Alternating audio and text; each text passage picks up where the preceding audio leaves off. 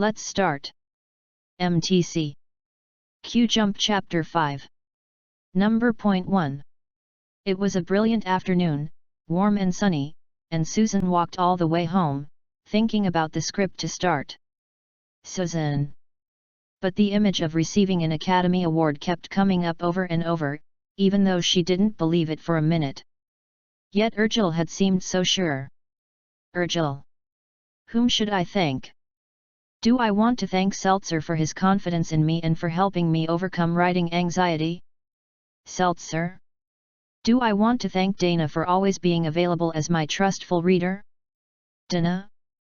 Do I want to thank my Smith Corona electric typewriter and my El Cheapo bargain typing paper for making this script possible? Smith Corona? Do I want to thank my good friend and collaborator Urgil Feather? Urgil Feather? Let's not get carried away here. Urgil Feather is not my collaborator, he's the producer. Urgil Feather. He gave me my chance, but I'll be the one to write the script. I owe it to myself and to my career. MTC. Good job. Let's start. MTC. Q-Jump Chapter 5. Number point 2. A quick web search will yield many dozens of methods, tips, and techniques for discovering your life purpose, some in as little as 20 minutes. 20.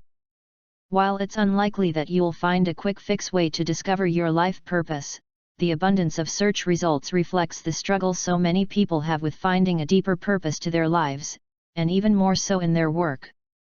German philosopher Friedrich Nietzsche once said, "He who has a why can endure any how." Friedrich Nietzsche. Knowing your why is the first step to figuring out your how you will achieve the success you want. Without a clear why, it is harder to figure out your how, and tougher still to go on when the going gets tough. In John F. Kennedy's words, effort and courage are not enough without purpose and direction. John F. Kennedy. You must start with a clear sense of purpose and direction. MTC. Good job. Let's start. MTC. Q-Jump Chapter 5. Number point 3.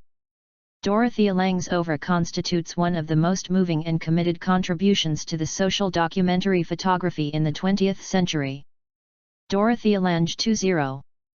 After studying at Columbia University in New York, she started out as an independent portrait photographer in San Francisco. Shocked by the number of homeless people in search of work during the Great Depression, she decided to take pictures of people in the street to draw attention to their plight. In 1935, she joined the Farm Security Administration, FSA, and reported on living conditions in the rural areas of the USA. 1935, Farm Security Administration, FSA. In a direct manner, she documented the bitter poverty of migrant workers and their families. One of the most famous photographs of the FSA project is Migrant Mother, the portrait of a Californian migrant worker with her 3 children. FSA Migrant Mother. This highly concentrated image has made Dorothea Lange an icon of socially committed photography. Dorothea Lange. MTC. Good job. Let's start. MTC. Q-Jump Chapter 5. Number point 4.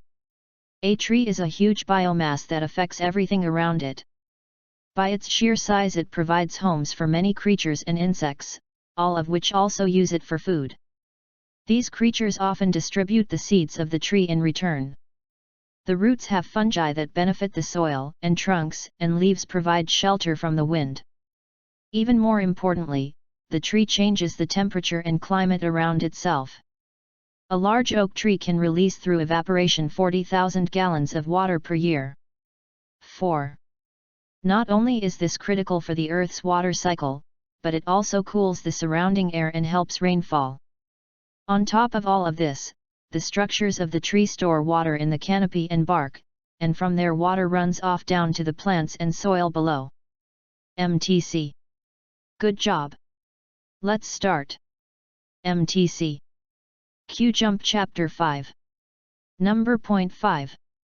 My father had a favorite story about social practices which he learned from his father. An enormous herd of sheep was moving down a country road, led by a wise old ram. As the lead sheep approached an intersection, a young lady on a bicycle was approaching on the crossroad. The old ram realized that if she had to wait for all those sheep to cross, she would be delayed for hours. The old ram knew he couldn't stop, because of all the sheep pushing from behind. Being the gentleman that he was, he came up with a creative solution. He jumped high in the air, giving her room to pass safely under and continue on her way. Late that night, as the young lady was safely at home and having supper, the sheep were still jumping over the same intersection, but no one knew why. What had started out as a creative idea turned into a senseless institution. MTC. Good job. Let's start.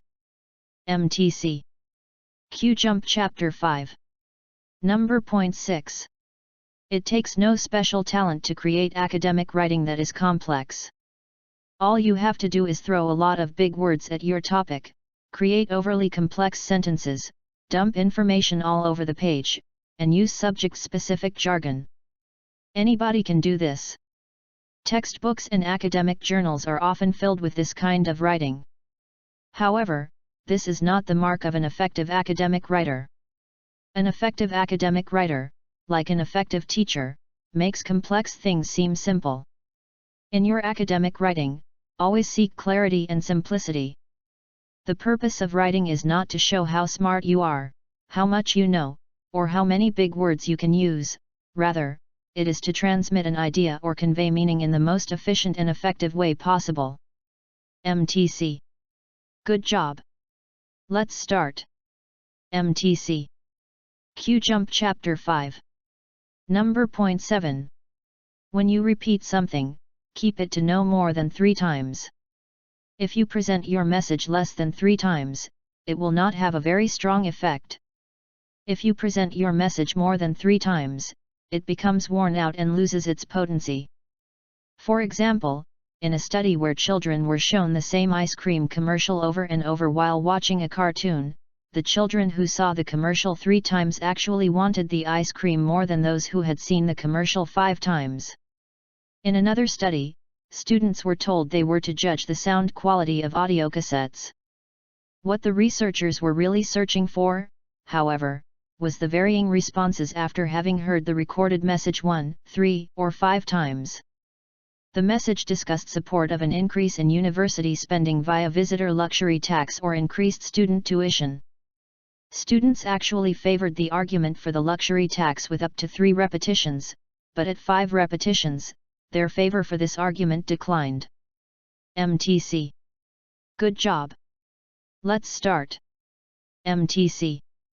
Q-Jump Chapter 5. Number point 8.